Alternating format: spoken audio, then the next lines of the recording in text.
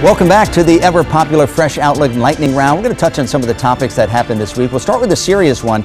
The tropical storm overseas in China. It is a doozy, one of the biggest ever seen on planet Earth, giving support to those who say the climate is indeed changing. One of the topics, ironically, that was not touched during the Republican debate at all.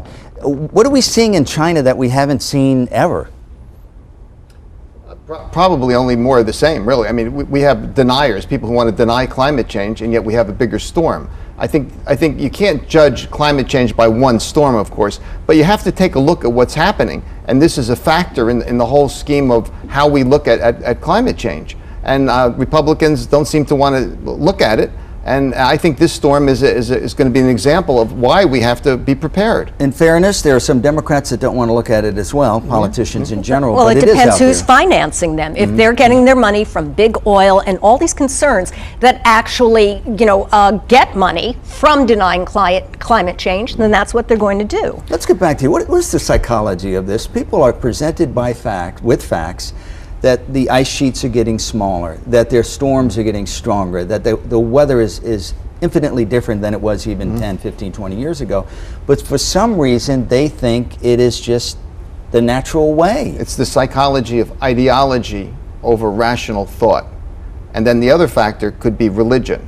People might have a religious view. They believe in the Bible, just the way the words are in the Bible, very rigid thinking. So they have a certain concept in their mind about things.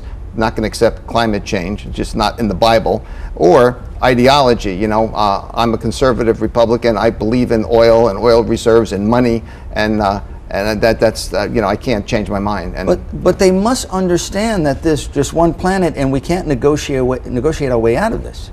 Correct, but I think one of the larger tragedies associated with this is not just that we're facing these catastrophic weather events of biblical proportions, but the fact that human beings don't seem capable of understanding that we need to be prepared to deal with them. The man-made catastrophes, the oil spills, to me are far worse in the sense that we have control over those. We look at a situation like what's happening in Asia today, and we have to take a step back and say preparation is the key. But those things that we have control over, we should be even more cognizant of. Global warming, what's happening with chlorofluorocarbons, those types of things, those are things that we can focus on in the immediate present to try to help this problem along. Now, Netflix did something interesting this week. Netflix said that if you are pregnant, you have 1 year, not a couple of months or maybe 6 weeks, which is pretty much the standard, but you have 1 year to take off and attend to your child and enjoy and bond and so on and so forth. A lot of business people raised their eyebrows and said, we have 1 year to take off and enjoy their child. Is this going to be a trend in these .com tech companies that understand that maybe, you need a year to really bond with a new child? They will retain those good employees. And in turn, those employees will be more loyal to the company. You think so? Yeah, and ask Dr. Bart to say so too. I think that's true, and I think you do get rewarded when you treat employees a certain way. I think there's a lot of evidence, a lot of research that suggests that exactly. Yeah, but there are business people out there saying, I can't go without an employee for a year and pay them a full salary while they attend to their child. This is a business. We're in the business to make money. Well, I don't know about the whole salary. I'm not sure about that, and I do agree with you. There are certain situations where it's hard to have somebody out for a year. It's a nice concept. We have the right answer for this, but you're right. Practically, it's difficult. It's difficult to have somebody who's a key employee to be out for a year. There's a gap here someplace, but I do think it's a good idea, and I think it's probably better for certain industries than others. In healthcare and some other areas, it's hard to do this for a year. Is this a generational thing? Generation X feels as though, or the millennials feel as though that, we need more time. This is the right way to do it. I have never understood how someone without a partner that is active in raising a child with them could possibly have a full-time job. It's impossible to do. It's impossible to take care of a kid. I know the kid goes to school, but the kid calls in sick. You have to stay home.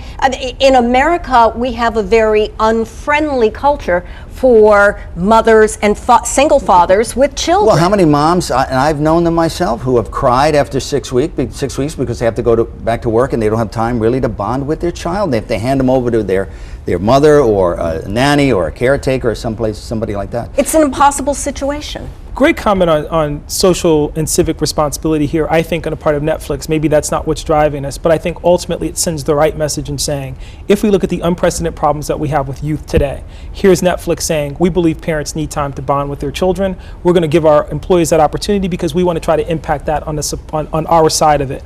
So it might not be the best business decision for them in the short term. And the long term, I think it buys brand loyalty. I think it also communicates to their employees a deep investment in the employee themselves, kind of as human capital. And last but not least, I think it advances or puts them in a rarefied air, like corporations like Starbucks that are saying, we're going to do the right thing by our employees. Right. Now, some of us of a certain age will remember when Walter Cronkite was the most trusted man in America.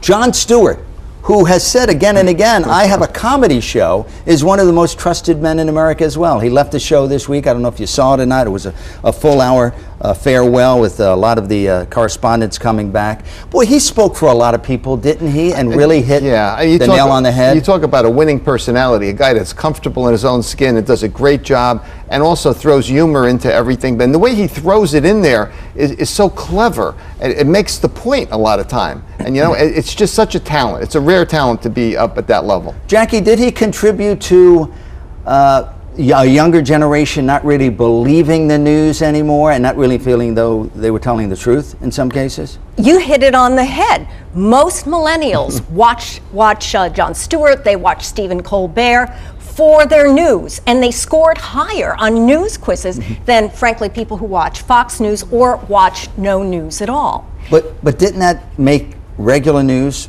mainstream news, didn't it hurt that brand? The millennials are bored with it. They can't watch it. They will, though, watch the satire, and they will learn from the satire. I think it was just time. I mean, I knew Jon Stewart way back in the day when he was a stand-up comedian. He wasn't a very good stand-up, but as he grew, he found his niche. And this whole thing about speaking truth to power through comedy really got into its stride, I'd say, in the last 10, 15 years. Absolutely. All right, let's get to the silly. I'm sorry, we have to. Kermit, Miss Piggy breaking up in anticipation of their new television show, by the way, so there must be some connection. But you know, Kermit and Miss Piggy have been together for 40 years, and apparently Kermit, I am told, has a new pig girlfriend. Her name is Denise. I did not know that. And this is how the show is going to begin. Is this a love affair that was for the ages, we thought, and now is gone? I've now got Neil Sedaka, Breaking Up Is Hard to Do, on loop on my iPod. Really hurt. You got you here. It got me. You know, it's interesting, great marketing, but it bothers me in this sense. You know, we saw this with comics with the death of Superman and the death of Captain America. There are some things that are just kind of nice in their stability. I don't think the Muppets needed to shake up their brand. There's a whole new generation that they could be exposed to. So it's kind of cute in that, and I'm sure they'll get together by the end of the year. But I just thought a little unnecessary and over the top for me. I don't think they ever came to grips with that he's a frog and she's a pig. But that was okay. For some reason, I'm distraught over this. I think I'm going to need psychotherapy with this. Okay. Well, listen, we've had a great time. We thank you very much for the lightning round and for being on the panel today. And thank you all for joining us as well on Fresh Outlook this week. I'm Frank Cipolla. We will see you next time.